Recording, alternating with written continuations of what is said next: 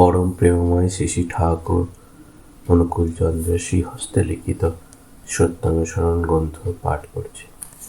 জগতে মানুষ যত কিছু দুঃখ পায় তার অধিকাংশই কামিনী কাঞ্চনের আসক্তি থেকে আসে। ও দুটো থেকে যত দূরে সরে থাকা যায় ততই মঙ্গল। ভগবান শ্রী শ্রী রামকৃষ্ণ দেব সবাইকে বিশেষ করে বলেছেন, কামিনী কাঞ্চন থেকে খুব তফাৎ থাকো।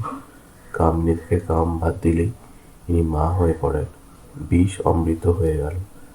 আর মাই, কামিনী নয়ক। মার শেষে ঘি দিয়ে ভাবলেই সর্বনাশ।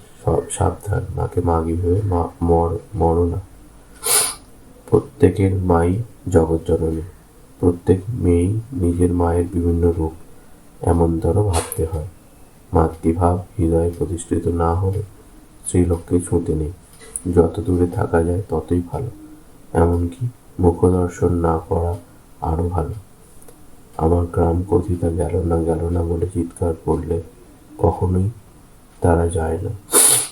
এমন কর্ম, এমন চিৎকার অভ্যাস করে নিতে হয় যাতে গ্রাম কথাদির গন্ধও নেই, মন যাতে ও সব ভুলে যায়।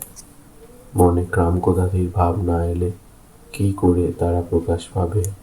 উপায় উচ্চতর উদারভাবে নিমজ্জিত থাকা সৃষ্টিতত্ত্ব, গণিতবিদ্যা, রসায়ন শাস্ত্র ইত্যাদির আলোচনায় গ্রামীণ তপন হয়। কামিনী কাঞ্চন সম্বরণীয় যে কোনো রকম আলোচনায় ওতে আসক্তি এনে দিতে পারে।